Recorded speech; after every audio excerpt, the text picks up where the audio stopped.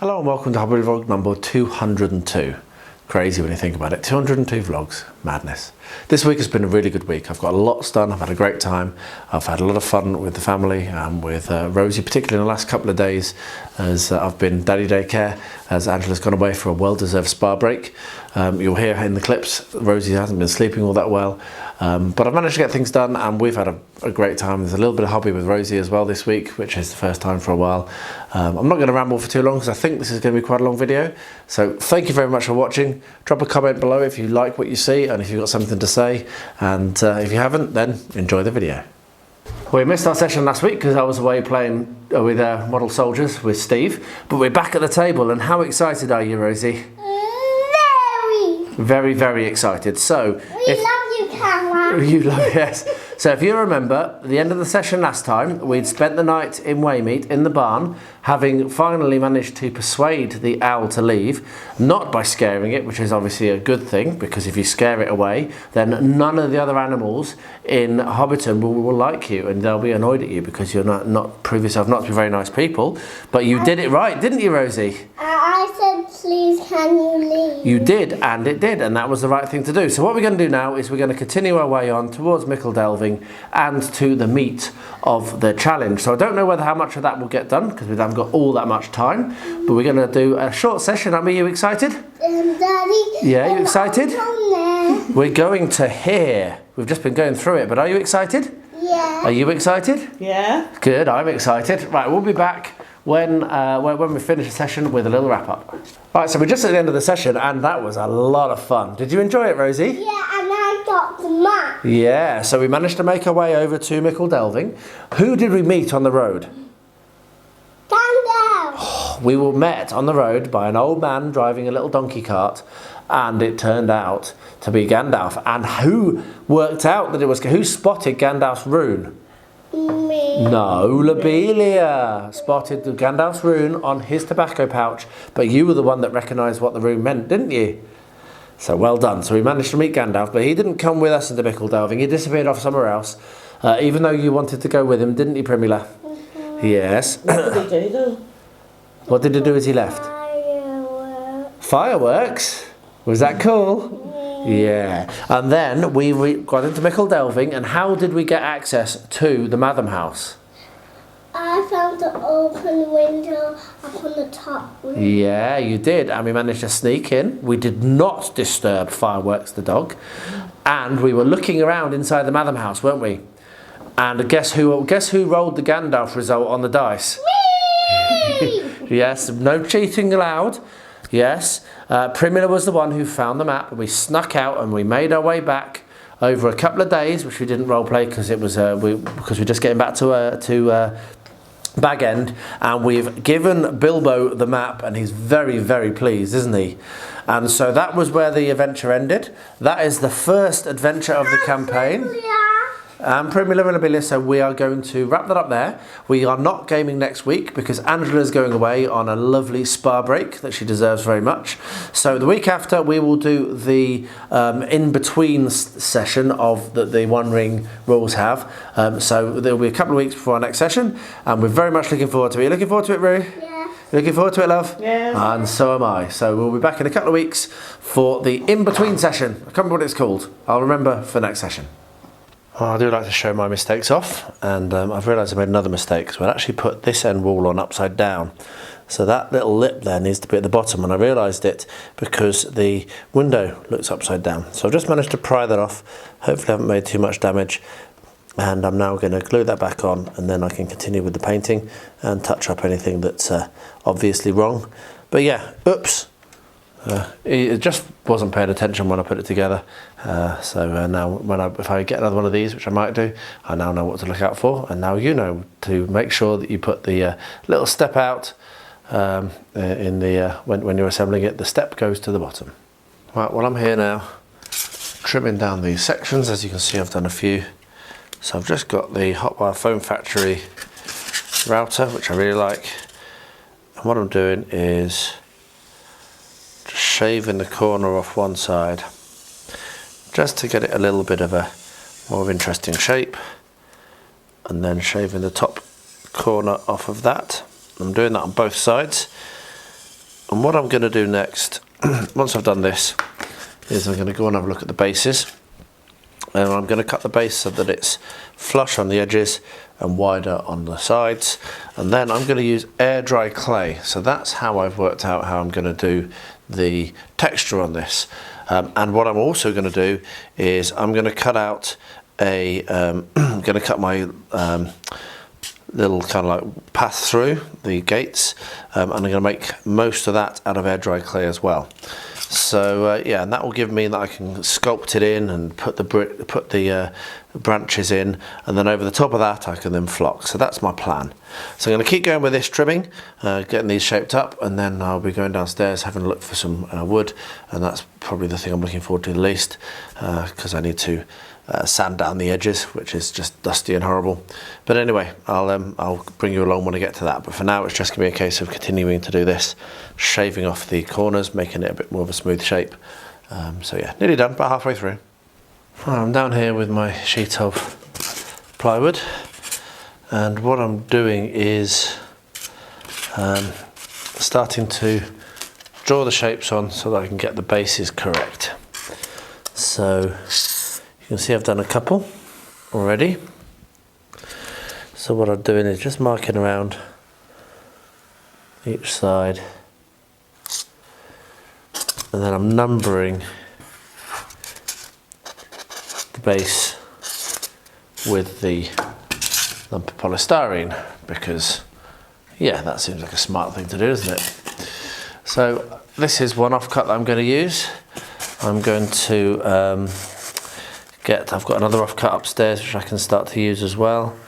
It's pretty simple, as you can see. I won't film very much more of this. Just going to keep doing a load of this, and then when this is done, I will cut these out using my jigsaw, and I'll bring you along when I get to that stage. But I'm just going to get as many on this as I can, and then if I need some more, I've got some more, another offcut of this which is flat. So yeah, I'll bring you back when I get to the next step. There was a little bit of a delay as the plug for my jigsaw broke as I tried to plug it into the slot, so I had to go and try and find another plug. Fortunately, I found one and I've managed to fit that on. So this is a really cool bit of kit which I've found myself using quite a lot actually. I've got a little bit of a headache coming on, so I am going to put on ear defenders for this job because it is a bit noisy. And you can see that I have had to get another offcut for the final. I only missed out one. There was only one that I couldn't fit on. So yeah, so I'm quickly going to do this on camera, and then once I've done the first cut, then I'll turn the camera off and finish the rest. But I'm going to put my ear defenders on, put some music on, and show you how this goes.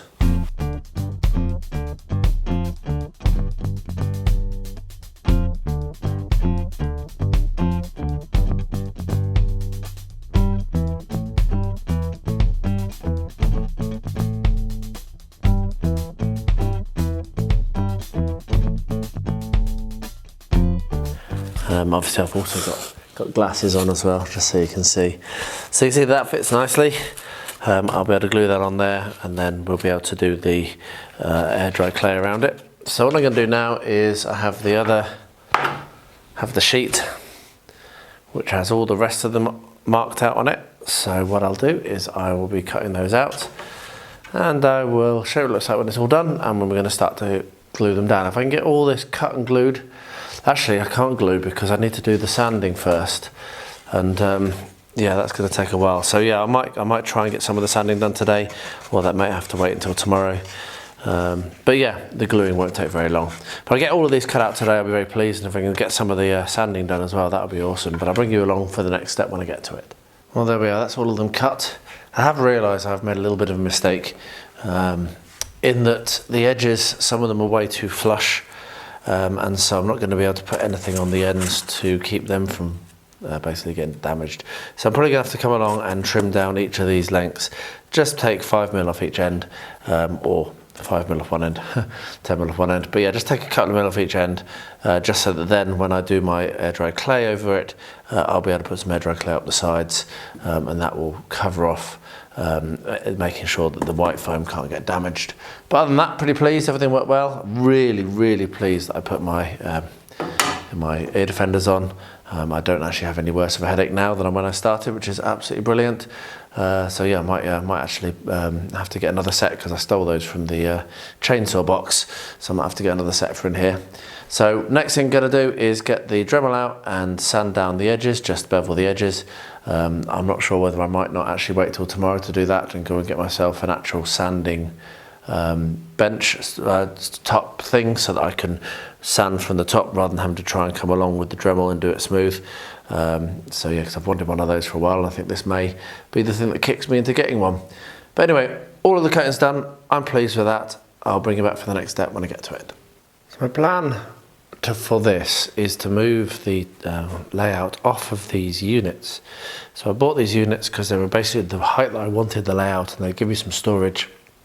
But it's becoming quite annoying to actually, because of a mistake I made, well, a mistake in the design, reaching the back loop there to clean it is really, really hard.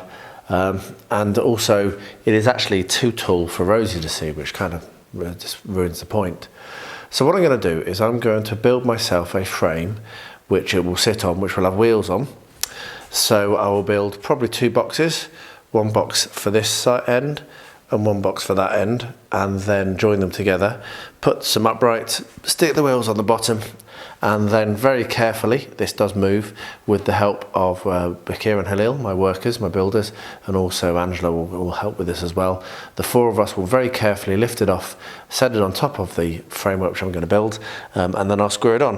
And what that will mean as well is I'll be able to gain some access to potentially drill through from the top, probably drill through and do some droppers to a slightly better power line. So those are the 2 ideas I've got. The first thing I'm going to focus on is getting the framework made. So what I'm going to need to do is measure up how big this is and then start cutting some wood. I bought some lumber for my own layout as well as for this.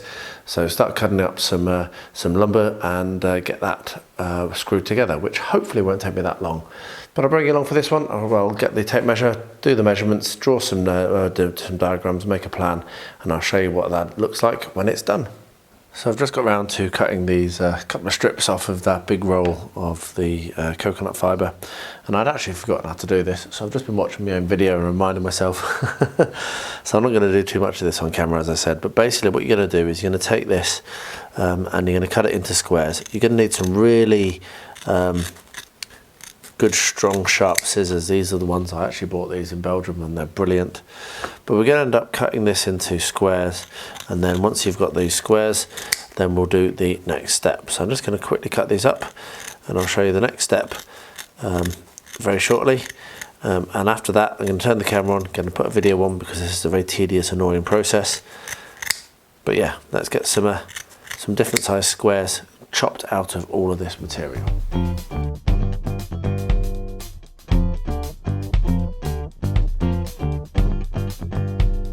I'm going to need to do some more because that's not going to be enough to make many trees, but that's enough for now. So what we're going to do now, and you can see a lot of this in detail, I'm not going to go into this in much detail on this video.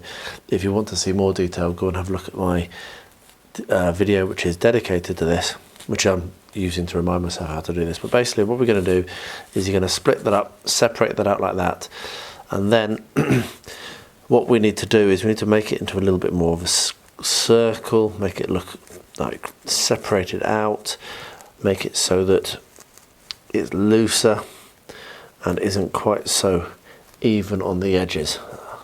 And this is what I'm going to do right now. I'm going to sit and watch a film or a YouTube video, probably more likely, and just tease it out so that it turns into something a bit less regular. And you can imagine that with the stick coming up through the middle is going to be part of the tree. So I'm going to do that for all the rest of these, and then when that's done we'll stick it onto a skewer, and then we'll have our tree which we'll then be able to paint and what have you. But anyway, we'll come to that when I've finished working through this. It's quite a messy process, as you can see. There's quite a few bits of quite a lot of the fibres fall off, so also pay attention if you're going to do this. Bear that in mind, but be ready with a brush. I'll pick myself up a new toy, and I've just given it a go, and that is going to make things so much easier. So it's very, very noisy, and unfortunately both sides turn on. This is the only one I could find in town. Both sides turn on. It was very cheap, so it'll do me for now. But that means that when I stop, this keeps rolling and rolling and rolling for absolutely ages. I'm sure I could probably get a bit of wood to stop it. But anyway, I'll turn the music on, mute the noise because it's very noisy, and we'll get to doing some sanding.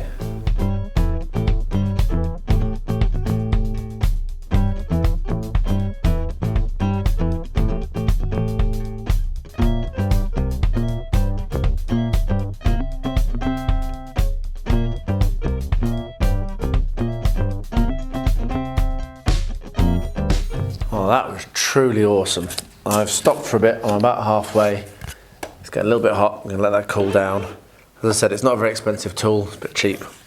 But that made that so much easier. If you've seen me trying to do that with the Dremel before, that was just super quick and super efficient, and I've got the nice bevel that I want. So yeah, perfect. And what I can do is I can use this disc to sand down the bottom, which I realised late on and did start to do, but yeah. So anyway, I will get that all finished, won't bother filming anymore, just gonna let that cool down for an hour or so and then come back and do the last bits. What I'm gonna need to do now actually is trim down the polystyrene. If you remember, I said that I'd actually done this slightly wrong.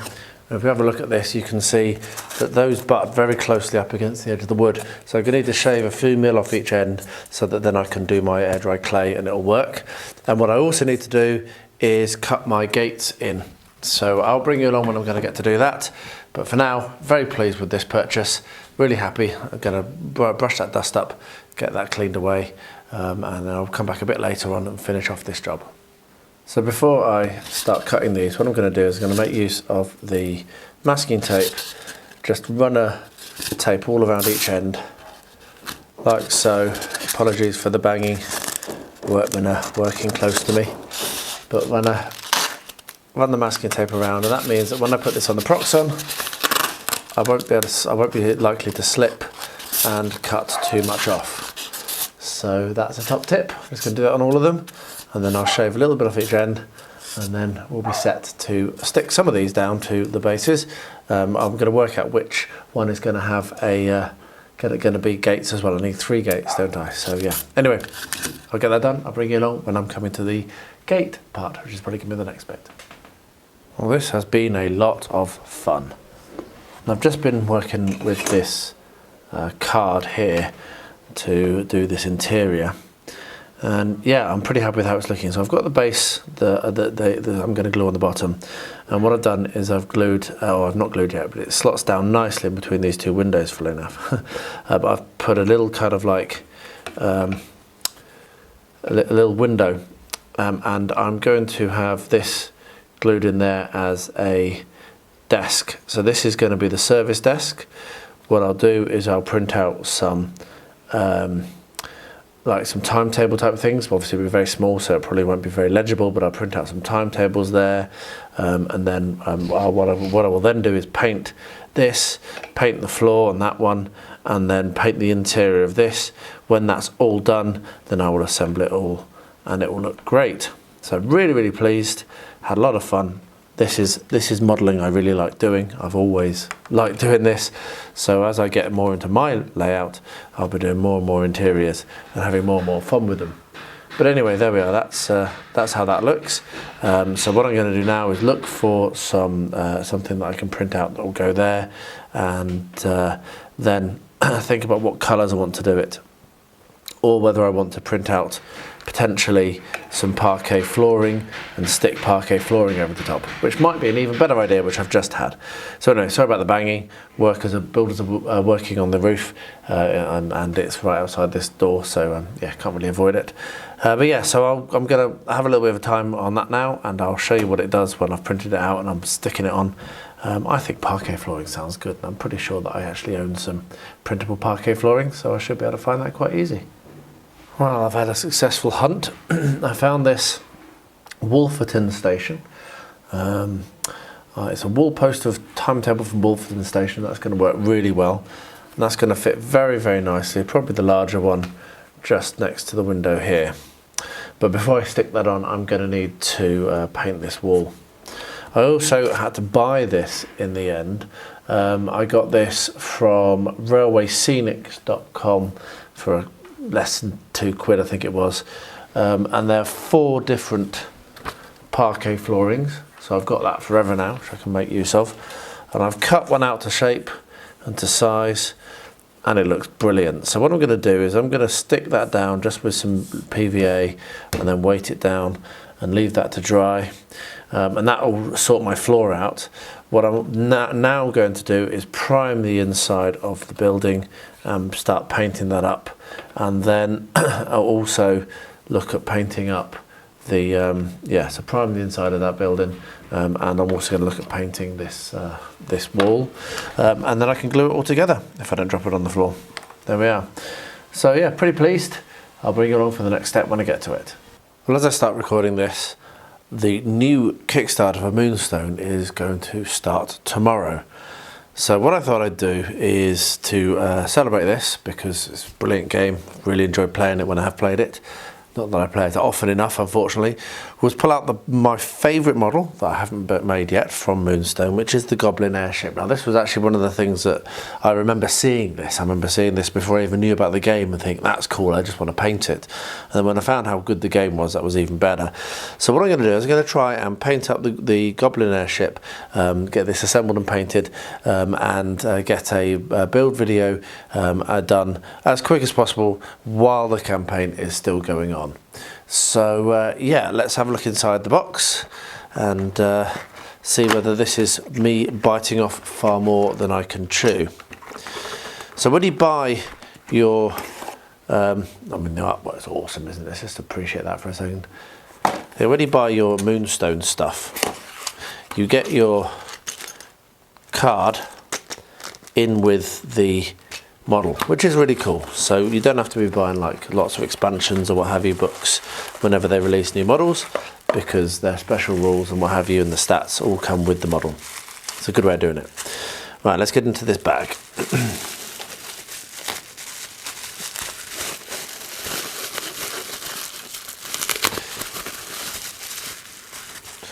Well, that was more hassle than I expected it to be. Right, so what we have is we have some small pieces and we have these bigger pieces, which are quite obvious how they go together.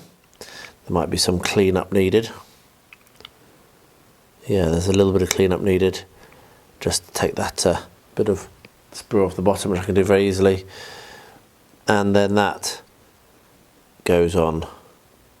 That's nice. So the key on that, if we have a look at this, the key on that is actually an odd shape, which makes it easy. It means that you're always going to get this put in exactly the right place and aligned correctly, but there's also a little bit of cleanup to do there.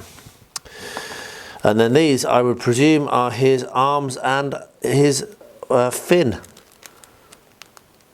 So what I'm going to do, I'm going to get my sharp knife. I'm going to clean the that one has a little bit to clean up there, and that one has a little bit to clean up there. So I'm going to clean these up, and then I'll bring you along when I've done that and tell you how easy it was, and we'll have a look at gluing it together. And then I'm going to have all the fun painting it, and I will bring you along for that painting. You might do some speeded up painting video, might just do this is what I've just done. But yeah, this is going to be a proper making the Goblin Airship from Moonstone video, so I hope you enjoy. Oh, that was super easy. Took me probably less than 5 minutes to get all of that done. So now I've got my super glue gel, and we're going to very carefully glue this in place. So put some super glue gel on, and then marry the two up, and that goes together nicely. So I will next stick that on there once the first one has been secured, and then I'm going to have a quick look in this bag and see where these things may go, and then I will I think they actually might go on to the, looking at the art, I think they might actually go on onto the bottom of the airship part, because there's the little goblin. You can see there, a little goblin in there. So yeah, so I'm going to have a quick look at this, and when this is all dried and I'm going to start to glue those on, I will bring you along. Okay, so I have been staring at the artwork, and what I've noticed is we've got this little thing coming up out here, which is clearly that. Let me get this out of the bag actually.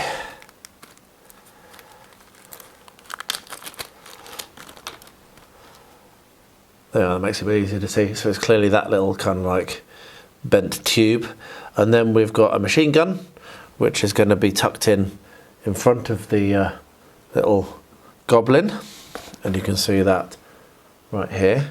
And he's got a listening tube, trumpet thing, which is this.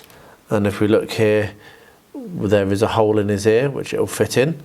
And then the last thing is this bit of cloth, and that's the only thing that I can't work out where it's going to go right now. So I'm going to go online and see if I can find out. But in the meantime, I'm going to glue these three things. I know where they're going to go. I'm going to stick them in. And the other thing that I'm going to do is to help me when I'm going to be painting, which will not be very long. I should get this primed tonight. We have a clear base. So I will clean off the little bits of sprue and what have you on there. Get that stuck down to his, or actually probably not get it stuck down, probably just leave it like this. Because I'm going to need to do something about that base, because, well, that looks very ugly, so I need to do something about that, don't I? But what I'm going to do is I'm just going to insert that there, put a bit of super glue in, and then when I'm painting this, I'll have something to hold it by. So I'm going to do those three things, not going to film it because it's pretty easy, and I'll work out where this cloth goes and bring you back once I've got that nailed down. Well, the machine gun was really easy, and so was this kind of tubey thing was really easy, but sticking the, whatever this is, the sight, kind of like whatever, sight tube, that was really fiddly, and I actually ended up having to get out my super glue activator, which I don't like using very much because it just wasn't grabbing at all. However, I have found out where the little bit of cloth goes, this little bit of cloth here. If we very carefully lift this up, it actually, if I can get this in shot, it actually goes in under there, very nicely under there. So there's a little bit of cloth already on the piece, on the main bit, and it slots in there. So I'm going to get that glued in now. And I found that because I turned over the box, and on the back it's got a picture of the assemble airship, sorry, and you can see there down here is where this bit of cloth is, and you can see we've got the gun, we've got this tube, and we've got the let's call it a periscope. I don't know what it is, but let's call it a periscope. Anyway, I'm going to glue that on, and I'm actually going to leave that because I don't want to ruin my brush when I'm priming it, so I'll prime it in the morning, just using grey primer, Vallejo grey primer. But what I am going to do is I'm going to start thinking about the base already, because I've just been looking at this clear plastic thing, which I might, as I say, glue in just while I'm painting. But if we look at the box art, you can see that, if I zoom that out a little bit actually, 1 second, you can see that he's flying through a tree. So why can't I make a little wire wound tree and mount him in it? And that's what I'm going to try and do, because yeah, that little clear base, that doesn't make me very joyful. So yeah, I'll get this all glued in and then we'll start thinking about the base. As I said, probably going to do a wire wound tree so that it's a bit stronger, and I will bring you along for that once I've got that a little bit further along. So yeah, enjoying this already. Well, that was a bit of a silly mistake. So I've just realised that I got so excited making this that I forgot to come in and clean it on the sprue, which means now I've got to try and clean it without knocking anything off that I've glued on, and wait to prime, which is annoying. So yeah, I started to prime and the paint was just sliding off, and that's what reminded me. So I've got warm water here, with just some ordinary dish soap or washing up liquid, depending on which side of the Atlantic you are, or depend on what you call it. And an old toothbrush that is no longer in use. And what we're doing is we're scrubbing off any oil or release agent that is still on there from when they got it out of the mould. And yeah, can't believe I forgot that. I normally always wash everything on the sprue before I do anything. But yeah, last night I just got too excited about this. That's my excuse, and I'm sticking to it. So I'm going to get this scrubbed well, and then I'm going to let it to dry, which shouldn't take too long because it's going to be a nice day today. And then I can get it primed. Woohoo!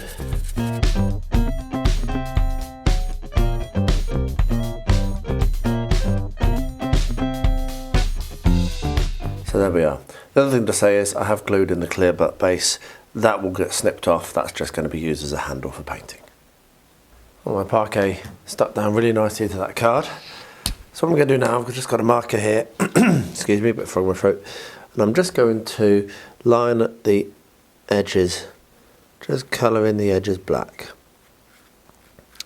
And that will just mean that they're slightly less obvious. Because the building actually sits on top of this. So I'm just going to marker along those. And then I've just had a chat with Angela, who is the colour guru, and we've decided on what colour we're going to do the inside of the waiting room. So I'll get that painted, and then I'll bring that back when that's done. That's when I'll bring you back to this project, and we'll be gluing it together. I think it looks great, and I do have a little bit more actually to do in terms of painting for the actual building. So I'll also just want to do another couple of coats basically. So I'm pretty happy with it if we bring it in now. But I think the white needs another coat, so I'm going to do white over all of the again, and I do need to touch up this front as well, as I've said. So yeah, a little bit more. So I'll take this down and get all of that painting done, and then it'll be a case of gluing it on all in place, and I'll show you what it looks like when we're coming to the gluing stage. Right, so this is going to be an experiment. So what I've done is I've marked out roughly the size of the hole I want to cut. Now it's quite big, because what I'm going to do is I'm going to cut this out, and then I'm going to save the template here, which I've cut out, and I'm going to build up around the outside some papier-mâché as a frame. Then I'm going to try to get rid of the, actually I hope it doesn't stick too much, get rid of the foam from the middle, and then I will build up with air dry clay on the inside of the tube, and then finally I can slot the inside of the tube back in. That's my plan. Let's see if it works. So what I've done is I've actually got my sled from my hot wire foam factory, and funnily enough I remembered I had this because I watched a video of Luke Towins yesterday about his new model railway that he's building, which I'm sure everyone has watched, and he makes use of his sled as well. And I'm going to try to use this sled to make this cut as square as I possibly can. Right, it needs to be a little bit higher up. So you undo that little notch, and then screw everything up. Obviously, what's going on here? Why did that rotate? That's very odd. Right, so we'll lift that up. Did not expect that to spin quite so fast. But hey, there we are. Right, so we've got that now at a bit of a better height. Let's see if this is going to work. Of course, I've also picked the hardest one to do because it's curved, and I really should have picked a non-curved one, I think. But let's see how this works.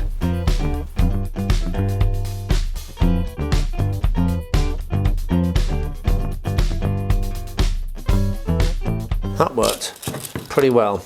Now it has gone at an odd angle, but I don't actually mind that. That adds a little bit of interest.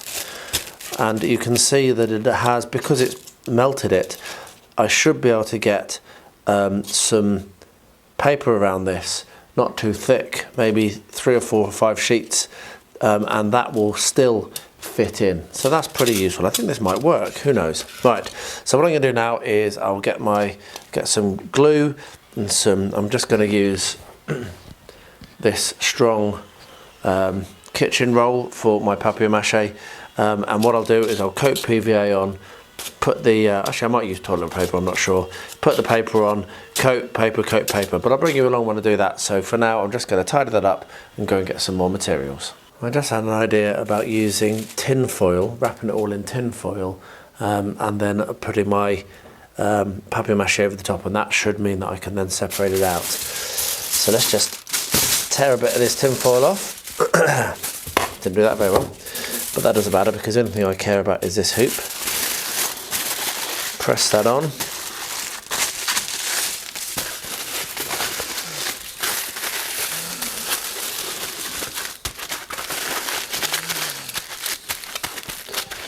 There we are. And what I now should be able to do, and again it doesn't matter too much about how smooth it is because I will be putting air dry clay on the inside. What I now should be able to do is put some paper down because this is going to make a right mess. So let me just grab some of that.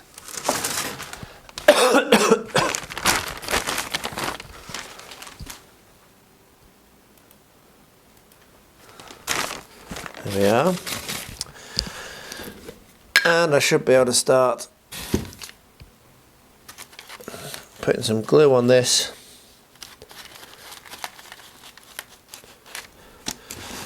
And getting my strips of glue roll laid over the top. I hope this works. If it doesn't, it doesn't. Because I've used the tin foil, it doesn't actually matter too much if it doesn't work, because I can come up with another plan. And maybe you can fire some thoughts in the comments if you have any thoughts of, well, you could have done this instead, because that would be really awesome. Anyway, I'm going to build this up and I will report back when it's finished. When I've finished doing it, tell you how many sheets I used. So this is the second sheet. And then we'll have a look and see how good it looks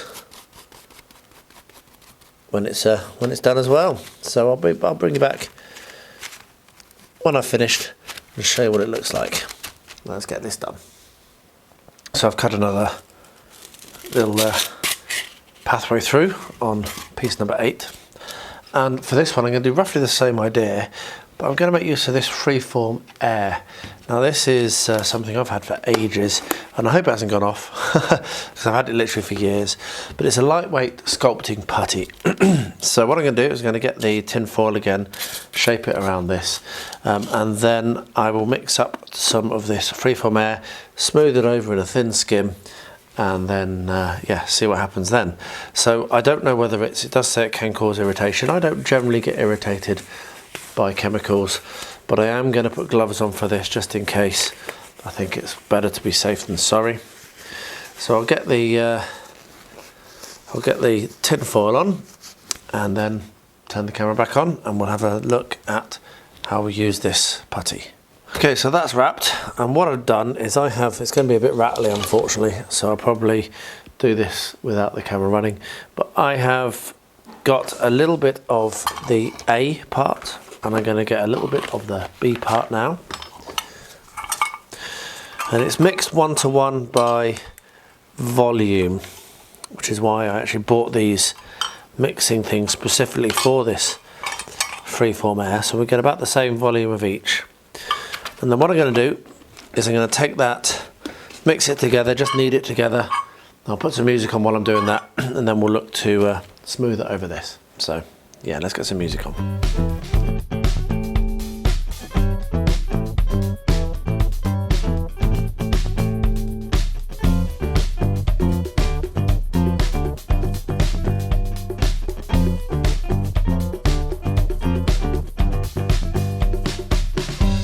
Well, you can see that has been mixed now, and it's just turned into like a grey putty. Let's get them out of the way. So what I'm going to do now, so I might need to mix some more up, but I'm not sure. What I'm going to do now is I'm going to form it down over the top of this. If I need to get some more, then I will. I'm going to form it down over the top of this, trying to make it as even as possible. It's a really strange material, this. It's really easy to work with, but it's also really expensive. I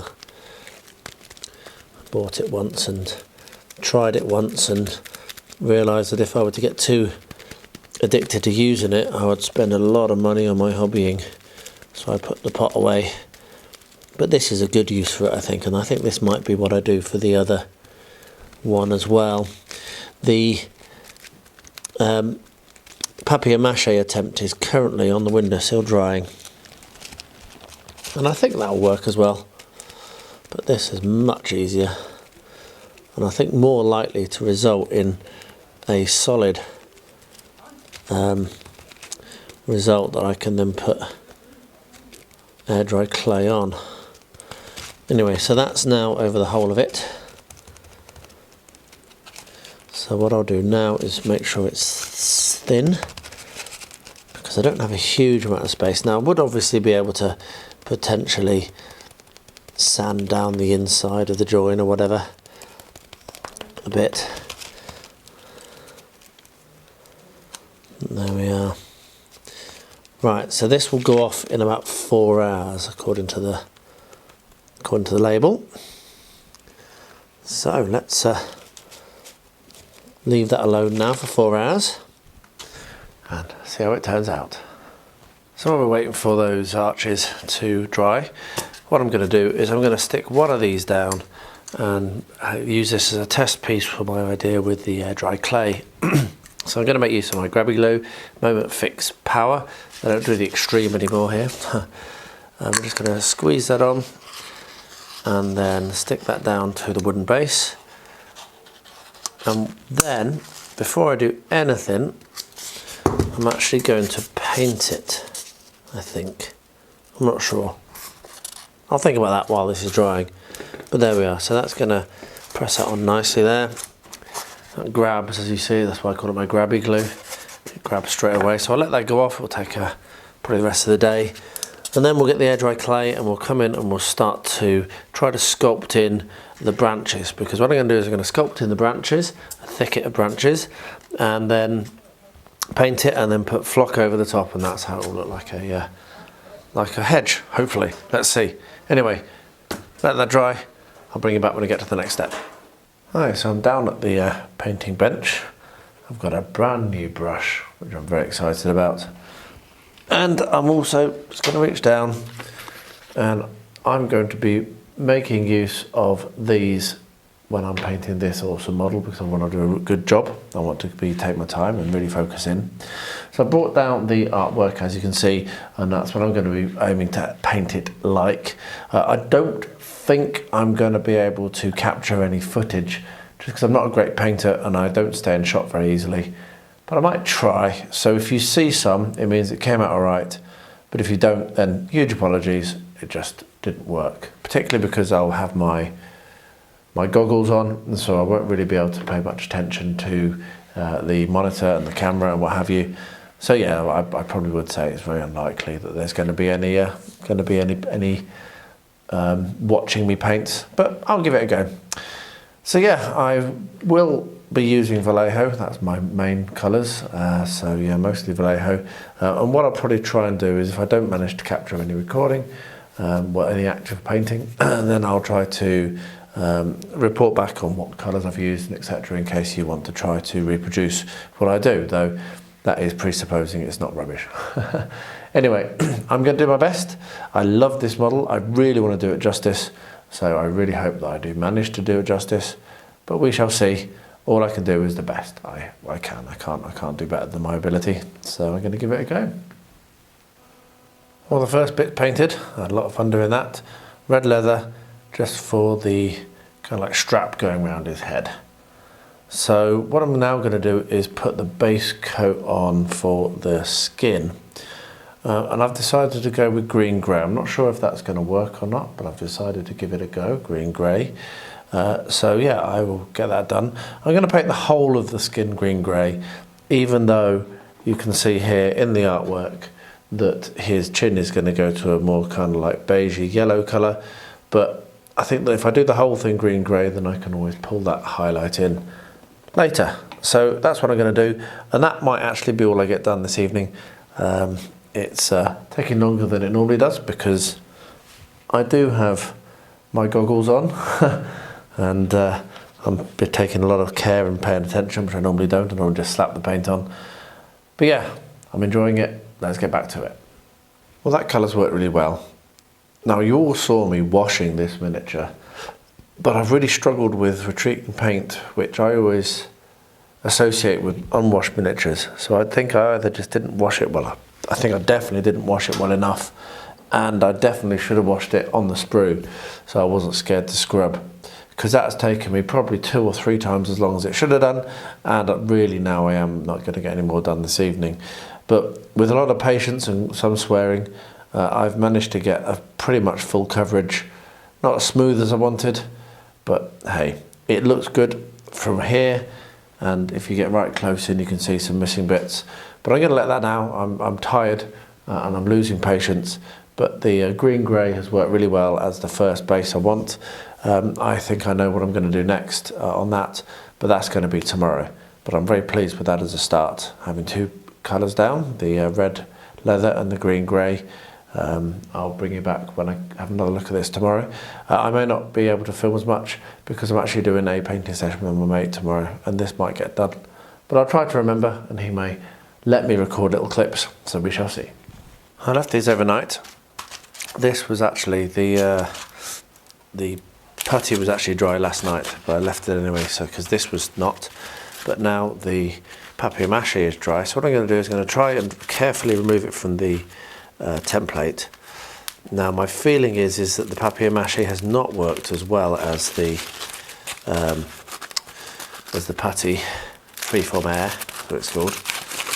But we shall see. So let's see if we can extract the polystyrene.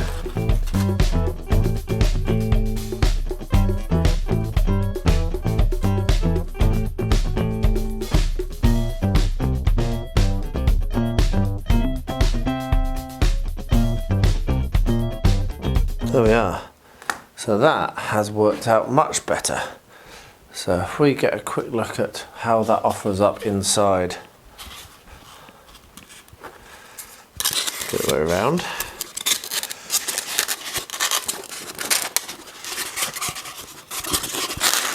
Not the way around. That's the way we want it. We can see, once again, I've done it a little bit long, so it is over, so I'm going to have to trim that down. But that should mean that I am able to do I mean, this might be completely unnecessary. I might even actually be able to just do what I'm trying to do without having the template.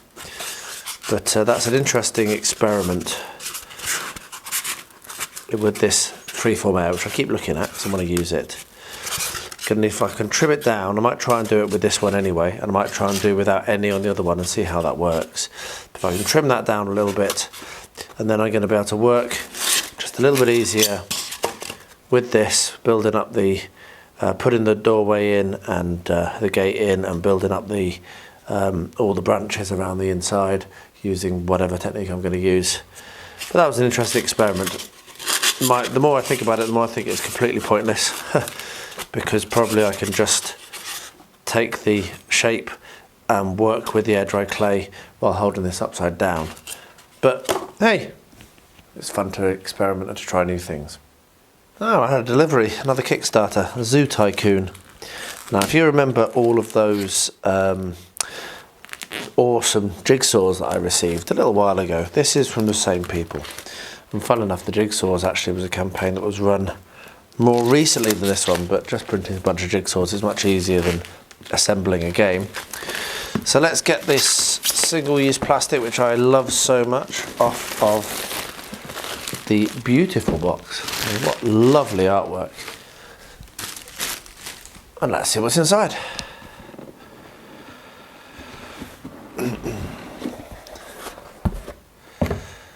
Alright, and so Zoo Tycoon, the board game. We have a large rule book which has a QR code to a rule explanation video, which is pretty cool.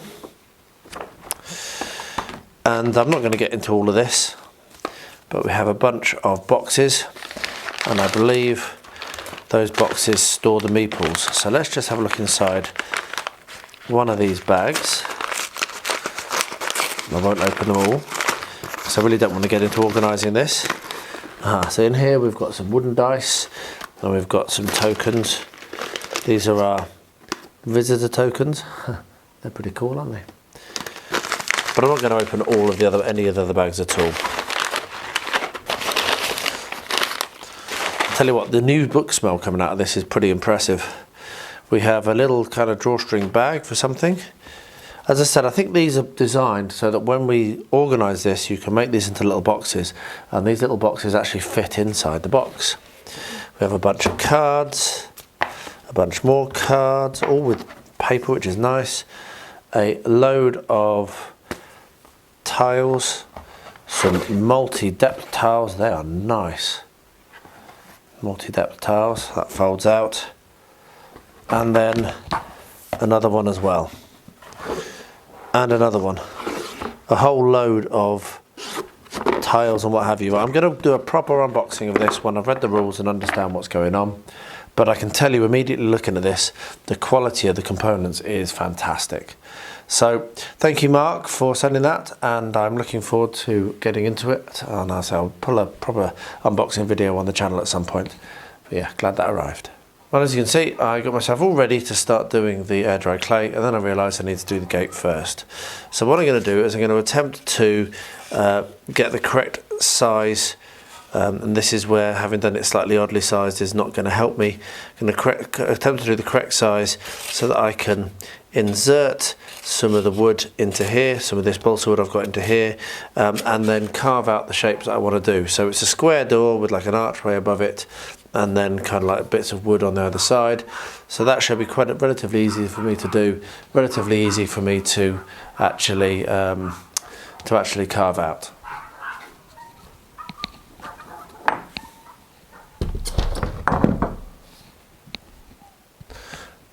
So I've got my ruler. I'm going to find the width of the centre bit.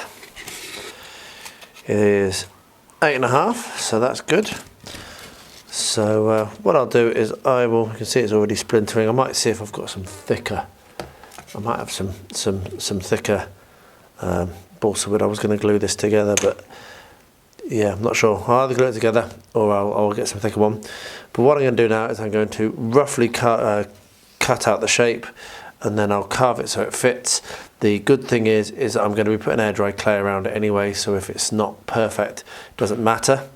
I will be able to kind of fill in the gaps with air dry clay, which will be the shape of the hedge around it. So yeah, we're going to have to get that done first, and then once I've done that, then I'll show you, once I've finished doing that, then I'll show you what it's going to be like with the air dry clay. But first of all, let's get some cutting done. Well, that was alright. So I've shaved away, and I've managed to get that, as you can see, fitted in quite nicely. So it's got a little bit of a gap at the top, but I don't mind about that. As I've said, I'm going to be filling in with air dry clay anyway. So what I'm going to do is I'm going to transfer that onto this template now as well, so that I can then glue the two together, have it a little bit more solid, and I'll use my offcuts. Let's get my template over. I'll use my offcuts to do things like the board. That's the thing that's shutting. So yes, I'll use my offcuts and won't waste them. So draw around that and then cut that very carefully, and then I'll glue and weight that down just with some PVA. And then once that's dried, which won't take too long, I will then start carving in all of the, kick the camera, sorry, then start carving in all of the different shapes that are needed. So as always with balsa, particularly fine balsa like this, to be very gentle with it. You don't need to cut it in the first cut. You can easily split and tear it if you press too hard. So just nice Gentle. Using a very sharp blade helps, and this is a new blade. And after a couple of passes, you'll just naturally get through. But it's better to take a little bit longer, not try and cut all the way through in the first go, than to try and rush yourself. There we are, we're nearly through. So yeah, I'll get those two glued together, nearly, and then bring you back when I come to do the actual carving. And what I'm going to do is I'm going to make the gate for the second hatch doorway that I'm needing to do as well. So the second one, the second fence that has a archway in it, I will make a door for that as well. So I'll glue those two together, and yeah, bring you back when that's done. Actually, I might keep that grain. That looks really cool, doesn't it? Alright, so while that is drying for the gates, I'm going to make a start and see how well this is going to work with the air dry clay. So I'll probably put some music on for most of this process, but just a couple of things to say. First of all, I've got a pot of water here because it's important to keep your hands wet. I've got an old dirty towel here because it's important to clean your hands, and I've got PVA here. And if I just reach over, I have my pot of PVA as well, so I can get some more, because I say this every time I work with it, but air dry clay is not adhesive. So while in this case, if I do it all at once, it might be alright and not come off, what you do need to do before you put any air dry clay on is put PVA on the surface that you want, that you're going to be putting the clay on, and that will give it something to grab to. So this is why I've got the cloth and the water, because this is a messy process. This is not a clean process. And actually I probably need some more. So we'll put a load of PVA over where we're going to put our clay, and then what I'm going to do is get my hands wet, because it's much easier to work with this stuff when you've got wet hands. Have wet hands, kind of smudge it flat, and what I'm going to look to do is build up a relatively flat layer on the face of the foam beneath. And I'm going to need to work in stages, because I also need to do the sculpting. And I do have a sculpting tool as well that I didn't mention. So what I'll do is I will put some music on and get the clay. I don't want it too thick. It doesn't need to be too thick at all. So spread it out. I'm going to try and cover the entire front face of this with PVA. So I'll pop some music on, and you can watch. And yes, it is a very messy process. So having this little pot of water here and a towel is a good idea, just to keep the mess from getting out of hand.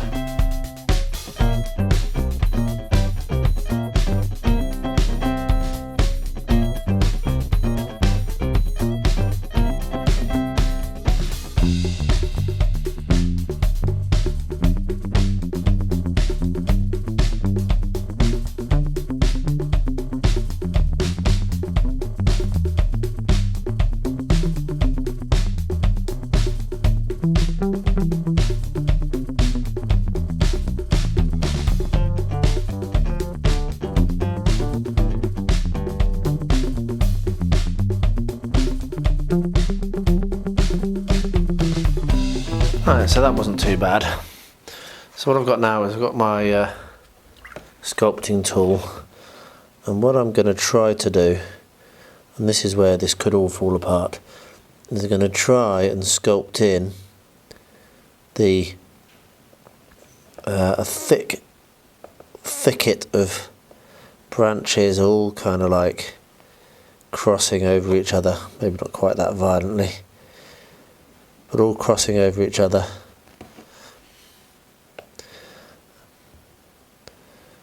Because what's going to happen is this top will probably have all flock on it, but at the bottom it's going to be thinner, and it needs to look a little bit like it's actually got some branches going on.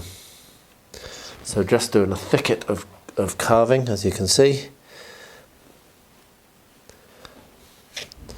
So take the excess material off in the water there. And I'm going to need to do this for every single section. But what I'm going to do is wait for this to dry, paint this one up, just make sure this one looks good. And if it doesn't, then I'll have to think of a different way of doing it. But so far, I'm pretty pleased with this, and I think this is going to work really well. Just using the overlapping of strokes to give it an illusion of 3D.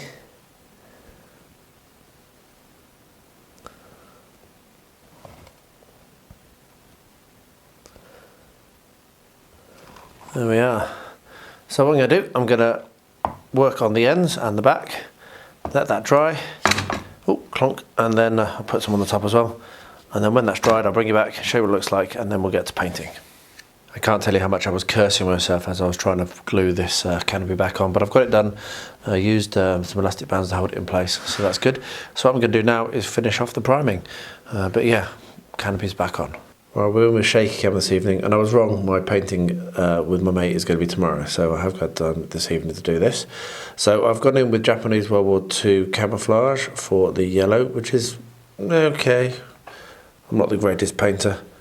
I might be able to get it to work a bit better with a little bit of more kind of shading going on in the bottom and something lighter at the top, but I'll try and blend that. But yeah, not doing too well on that. And then I've gone in with some bronze and with some copper on some of the areas around the bottom, as you can see. And then I've also painted his little, oh, it's lost its focus, painted his little thing there silver, or gunmetal actually. So what I'm going to do is have a look at the greens and also try and work a little bit more on his chin and potentially do his tongue. I've also, I've done the eyes as well, so I did that with some blue grey or green grey I think it was, and then a little bit of white mixed in to get the, just to kind of like make it a little bit more interesting, a little bit less grey, so yeah, that probably needs some more work as well. I'm not the greatest painter, but I'm having fun. I'll bring you back at the end of the session and show you how it looks like and tell you what colours I've used. Well, that's been a very enjoyable evening.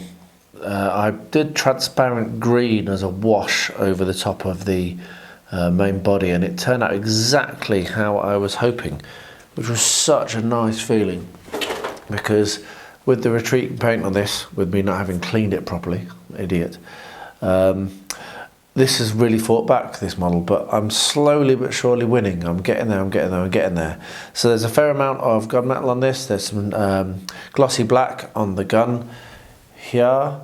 There's purple, just normal purple. I think it might be a royal purple that I've used in various places, including for the eyeballs. And yeah, brass, as I said earlier, and bronze. And I think that might be rose red on the tongue, which also didn't go on that well, so I'm going to have to attack that again tomorrow, or maybe on Friday actually, because I think tomorrow I'm not going to paint this one. But yeah, I'm getting close. I reckon one more good evening at this, and I'll be done. And well, I'll be done the painting, because then we're going to come on to the basing, which has been progressing in my mind. I've been thinking a lot and I've made some plans, but I'll show you what that looks like after I finish painting, because then I'll be looking at the basing. Yeah, pretty happy. I think it looks great, and with another evening I think it'll look perfect and done. Alright, so that's dried. So what I'm going to do is I'm going to get my black paint, and I've decided to go for brush on paint, not spray paint, and I'm going to base coat the entire thing, including the wood, with my black paint. And then after that I can then come along and add the browns and what have you and the greens that I need to, and then flock it. And once I'm happy with how this looks, if this technique is going to be good, which I'll find out, then I will do the rest. And if this technique is not good, then I'll try another one. So yeah, literally just going to slap black paint, easy for me to say, slap black paint, there it is, all over this. So I'll bring you back when it's dried, and we're going to get to the next step. Before I can prime the top of this, I'm going to need to stick my liquid mask on. Now I think the kit did apparently maybe come with some masking, but I prefer to use this. So I don't actually need to mask the entirety of the model. I just need to mask by where I'm going to be applying the paint. And I am going to try to paint the cross members, I think. I'm not sure. So I'm just going to put this on around the edge at the moment. I can always add some more. And as with the first, this is only the second time I've used this, as with the first time, when I accidentally left it on way too long and someone noticed when I said, oh, I've done this model, they were like, no you haven't, because you've left some of your mask on. And I was able to peel it off literally weeks after I'd applied it. So it is very good to it's able to be left on for quite a long time. It's magic stuff. It's a bit stinky, but it's magic. So anyway, I'll get this painted on, let it go off, and then I can come along, prime the top, and then paint the top, and then peel it off. So once this is dried, I'll be back. Well, probably once I've primed it, actually, to be honest. It's just painting it grey. Once I've primed it, I'll be back on this project. I'll turn the camera back on and show you what it looks like while I'm painting it, because I'm not totally sure what colour to do at the moment. There's quite a few options in the colour schemes, so we'll see what I choose. Anyway, I'm rambling now. I'm going to keep doing this masking, and yeah, I'll bring it back when I get to the next step that I want to film. Alright, this is now dried. So what I'm going to do is I have my Winsor & Newton raw umber, which I really like for this sort of thing. Apologies for the strange lighting. The sun is blazing in, but basically what I'm going to do is I'm going to paint it on over where I did the texture. So I'll get that done. It's probably not filming very well. I'll get that done. You can probably see a bit better if I zoom in more. Yeah, I'll get that done and I'll show what it looks like when I've finished doing the painting and when I've got a little bit better lighting. My current thought is that this idea is not going to be very successful and that my other idea is going to be more successful, but the good thing is I can apply my other idea to this one if I do decide to go back, so this won't be wasted. But it's good to experiment. Okay, so I'm going to cut the final gate through, and this is going to be the private gate that they talk about. And I pulled out my stupidly super expensive styrofoam cutter thing here, Styro Cutter Profi from probalteam.de, which I use very rarely because it's a real pain. I spent way too much money on it. But I've got this cool shaped cutting thing, which I thought would be really nice to do a regular shape hole through. So let's see whether I can get this to work. So it does this kind of like ticking thing, which is as it's heating up. And it's got a big fan that goes.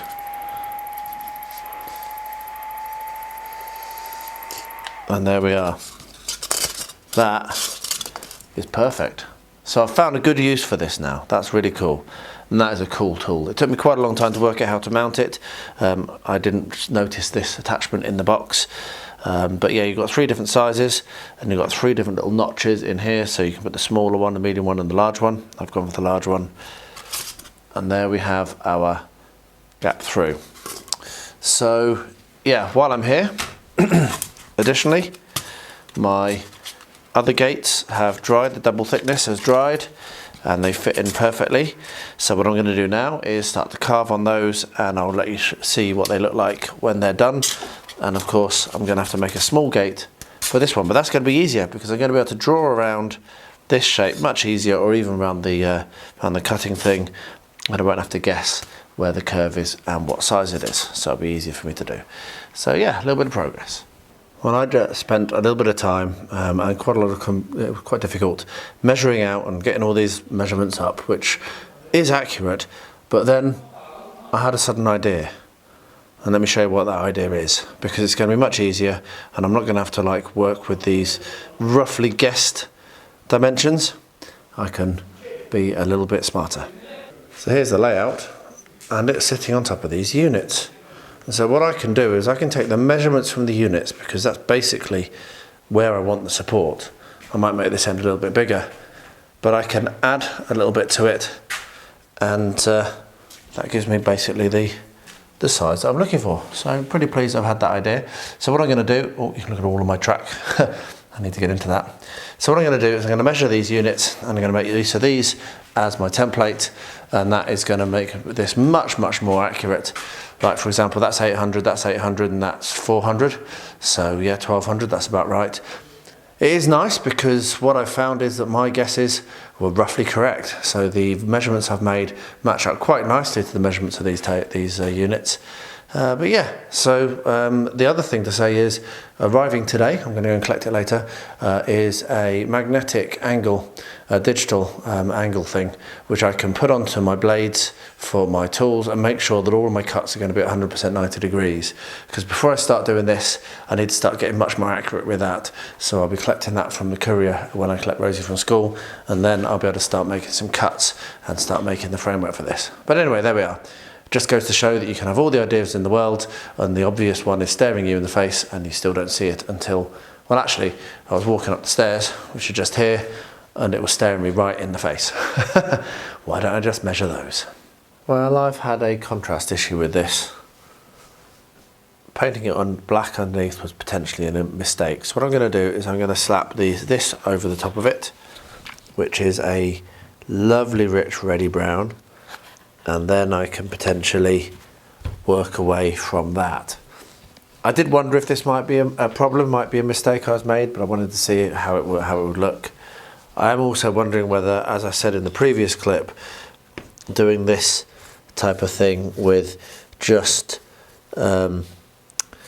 scratches into the surface, which was my original idea, to be fair, so I did want to try it out.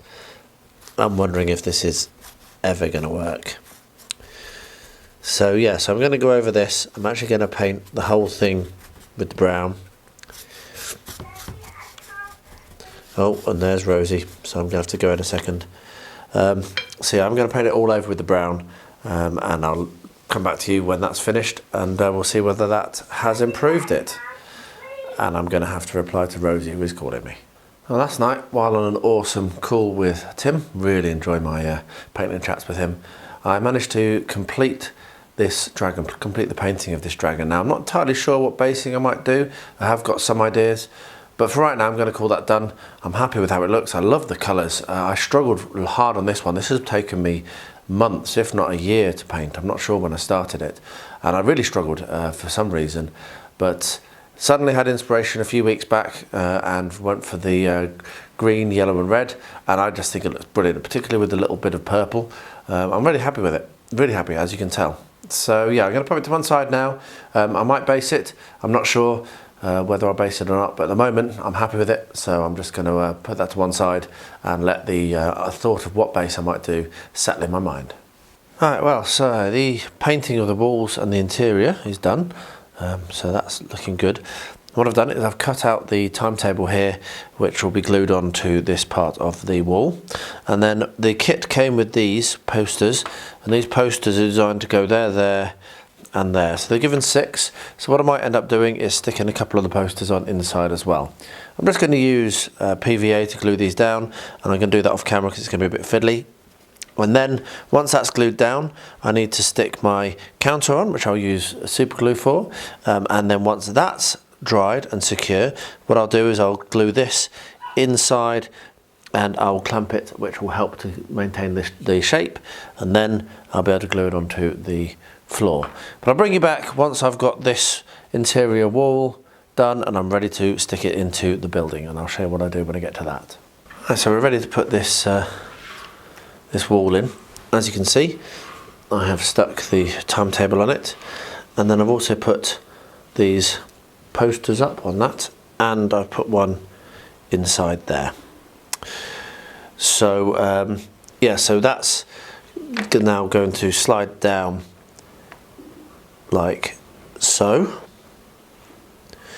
and that I will then glue in place using super glue, and then clamp it lightly so that it holds in place. So let's get that done. Hopefully this is going to work. So we'll put a bead of super glue just down the walls, like that, and then slide it in. Some of the super glue will come off, but that's okay, it doesn't matter. Oh, put it on the wrong place. I want it to go there. And then what I'll do is I'll get one of my little clamps here and just lightly clamp it. I don't want to clamp it too hard. What I'm looking at doing is preventing the slight bow that the building has. There we are. So that's not fallen down too low, has it? No, that's nicely lined up, good. So I'll leave that now for a little while, not for very long, it won't take long to dry, and I'll bring you back when that has dried and we'll have a look and see what the building looks like, but I'm pretty pleased with that. The Kickstarter, as I record this, is going very well for Moonstone, really pleased, and they've just announced that they're going to do some more terrain. So I've just decided that I'm going to start on some of the terrain that was on the previous Kickstarter, and I'm going to try and get this done in a week as well. I've nearly finished on the Goblin Airship, which I started a few days ago. So what I'm going to do, I'm going to very carefully wash these. So I'm going to get some very hot water, I'm going to put a lot of soap in it, I'm going to soak them, scrub them, and I'm going to make sure that I don't have the retreating paint problem that I had on the last one. So what we've got is we've got a couple of different things.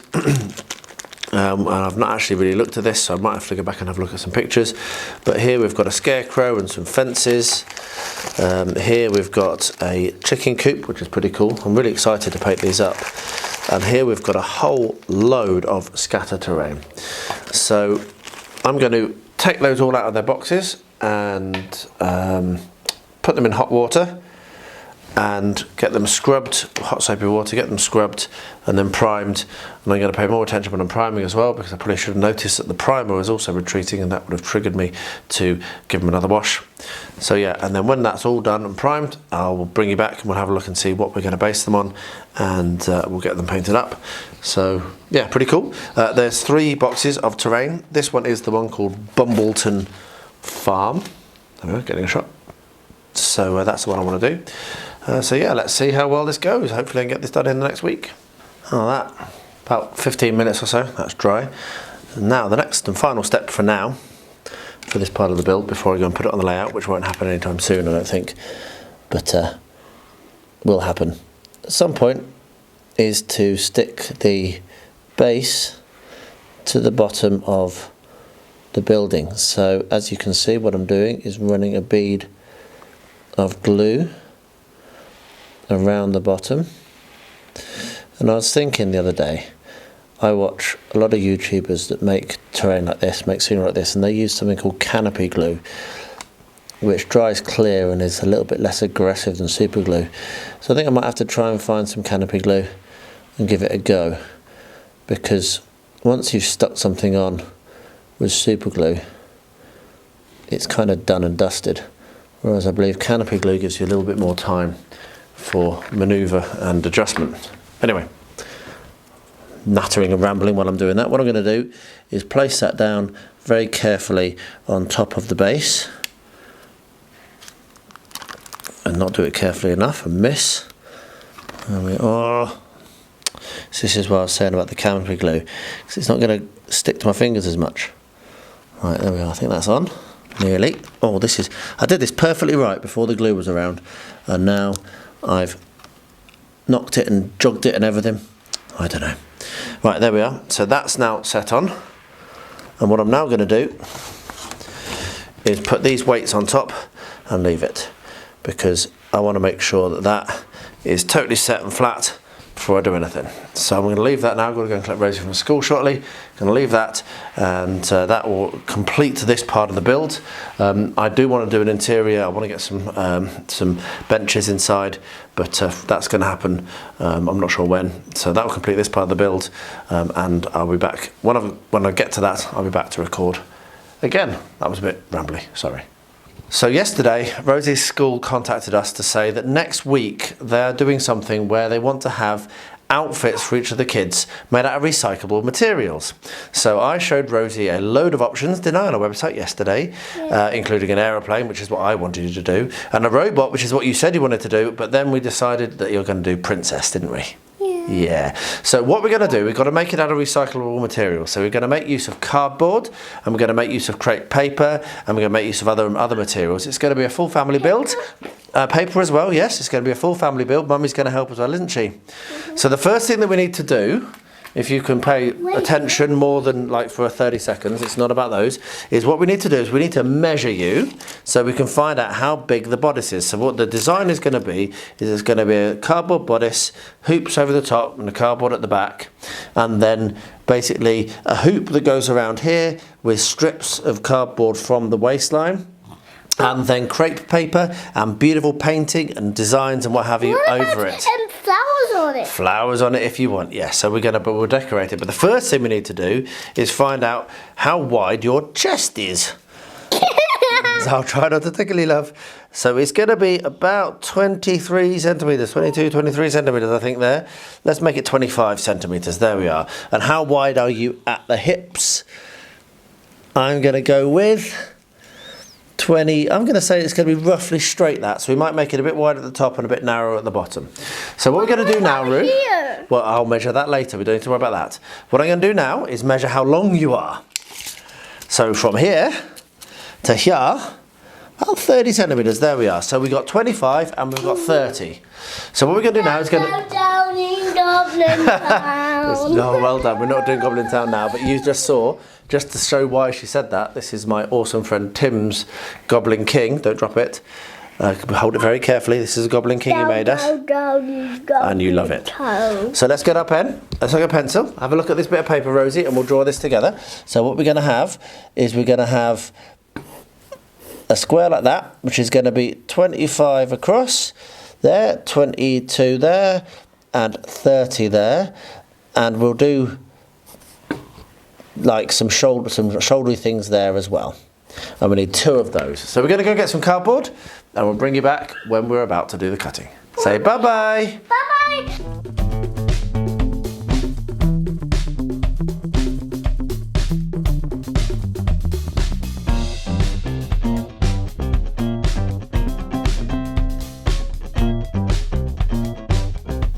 When I mark it like this, let's turn it around so you can see it a bit better. What I want you to do is find the 2 and the 5 on this length here. So see if you can find the 2 and the 5.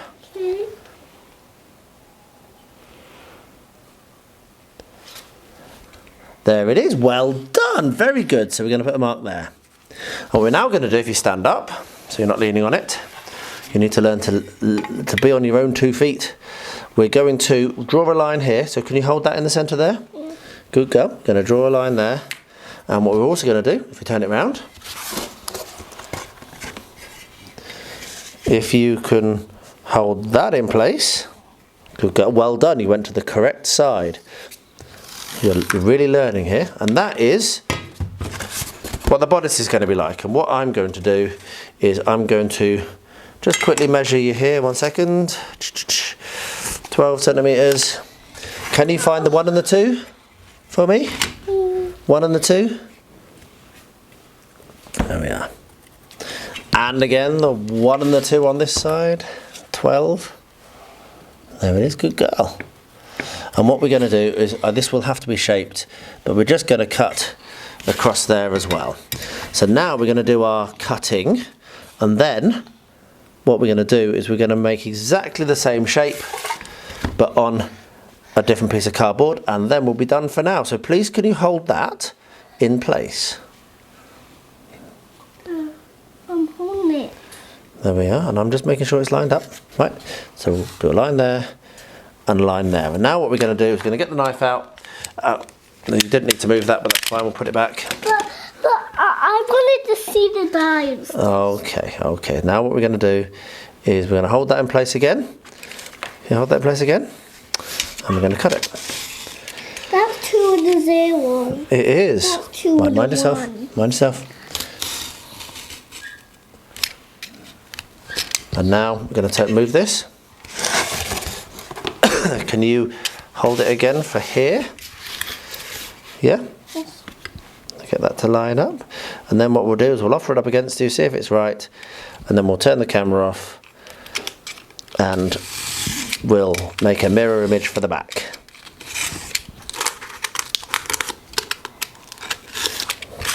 Okay, right, that's enough. Why are we doing that? You'll see in a second.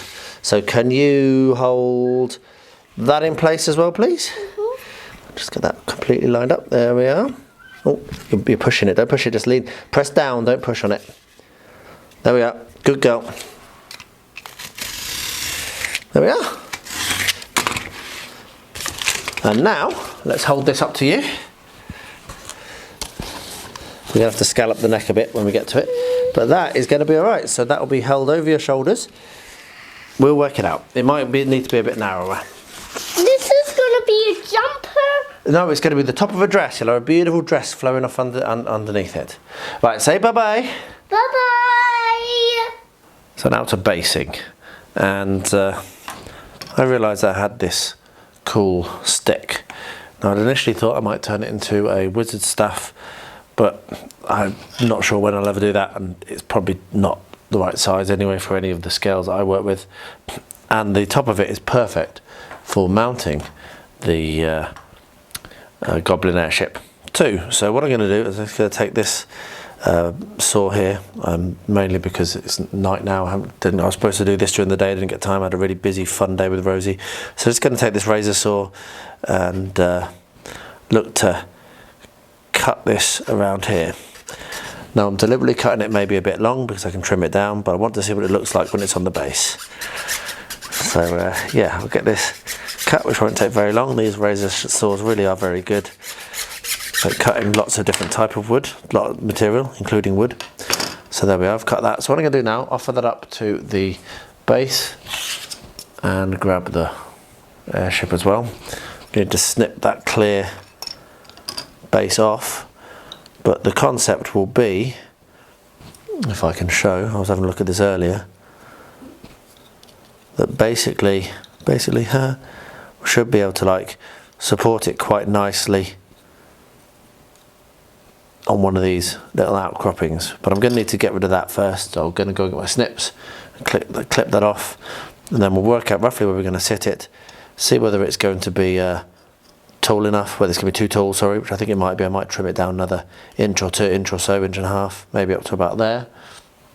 And I'll bring you back when I've done those things and when I'm ready to start gluing this to the base.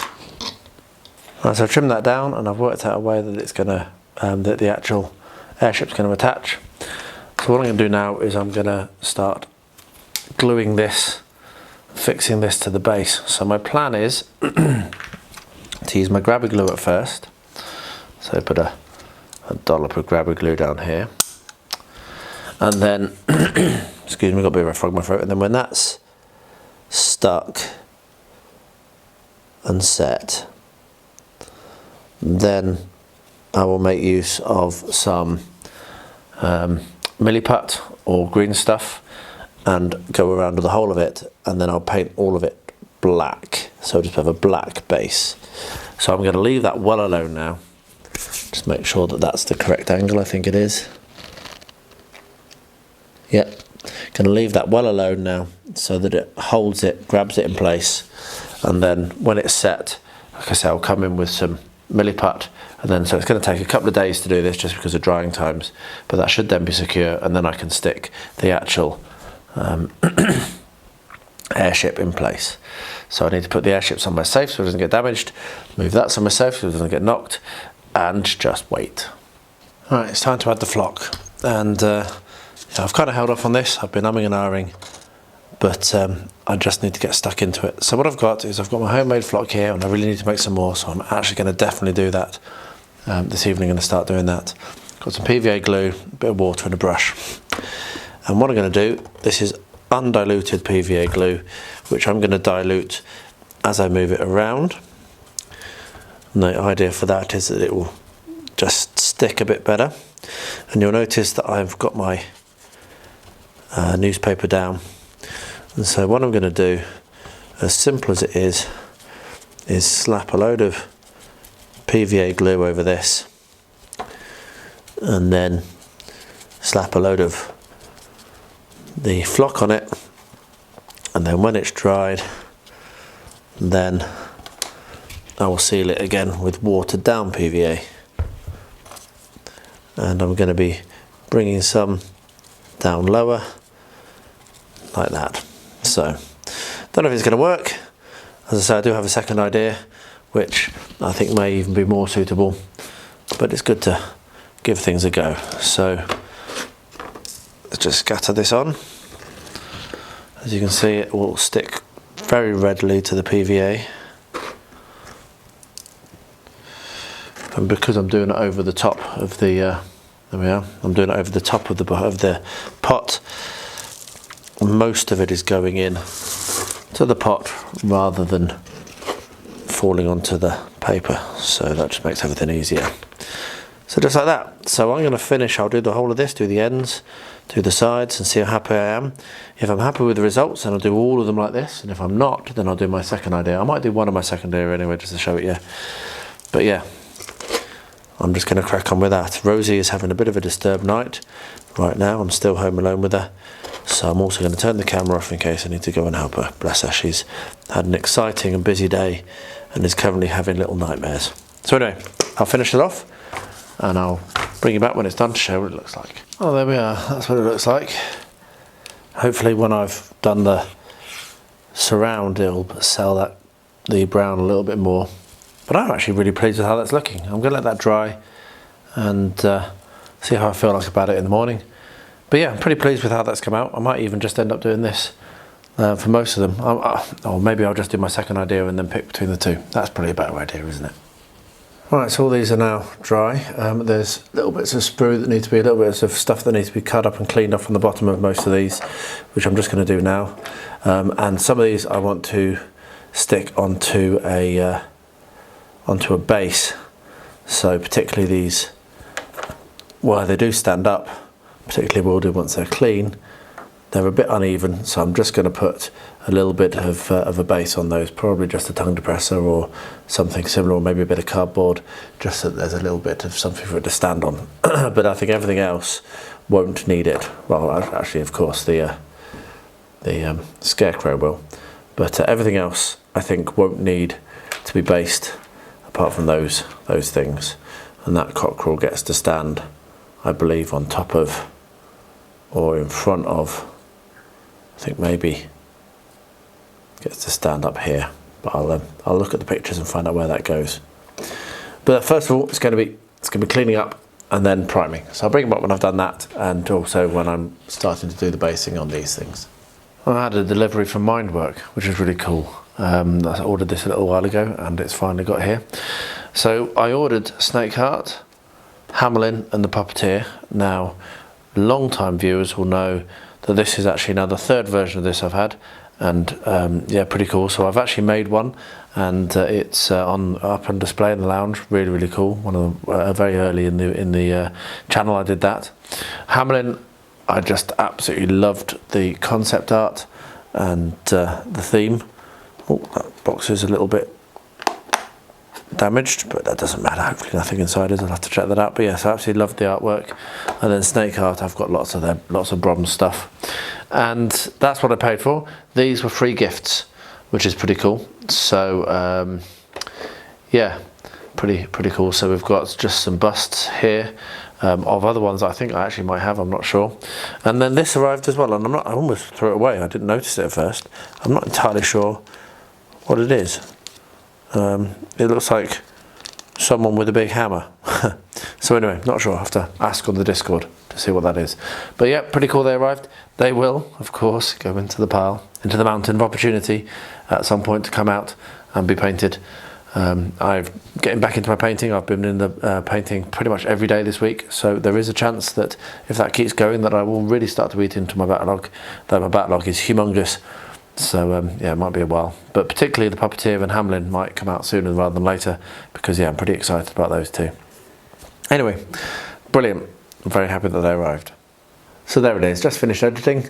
It was about 2 hours of source, which hasn't happened for a very long time on this channel, and that is really, really nice to see, for me particularly, because the reason I do these YouTube videos is that it kind of motivates me. It kind of gives me a sight of what I've done in the week, and that doing so much in the past week really motivates me to keep going, keep cracking on, and that's cool because I love making things, I love being creative. So that's why I do the YouTube videos. I love the fact that people watch them. That makes a means a lot to me, and particularly the comments, as I always say, that's what motivates me more than even view figures.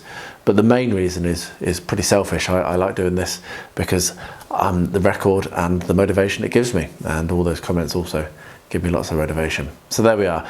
If you've made it this far, wow, I really appreciate that. That's incredible. Let me know. And if no one does, then I'll know that an hour and a half is probably over the top. But whatever, it is what I've done this week. Done lots of stuff, had a good time. And yeah, I'm recording this actually on Saturday evening because, like I said in the intro, I'm home alone with Rosie, so tomorrow I will not have time to do my editing like I normally do on a Sunday. So this is even a slightly shorter week than normal. So I've not had my Saturday evening to hobby as much, and I won't have tomorrow morning to hobby before I edit, which I normally do. Anyway, enough rambling. It's a long enough video. You don't need to hear me nattering away now. Thank you very much for watching.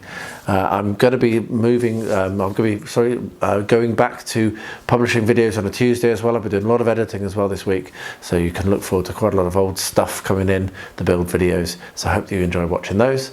And yeah. Wrap up by saying, at the moment, horrendously, I'm impacted by friends in both Ukraine and Israel. Horrible stuff. If anyone is impacted by any of those two horrific wars, just can't get my head around it. It's crazy. My heart goes out to you and anyone you know who might be in that situation, just beyond belief, frankly.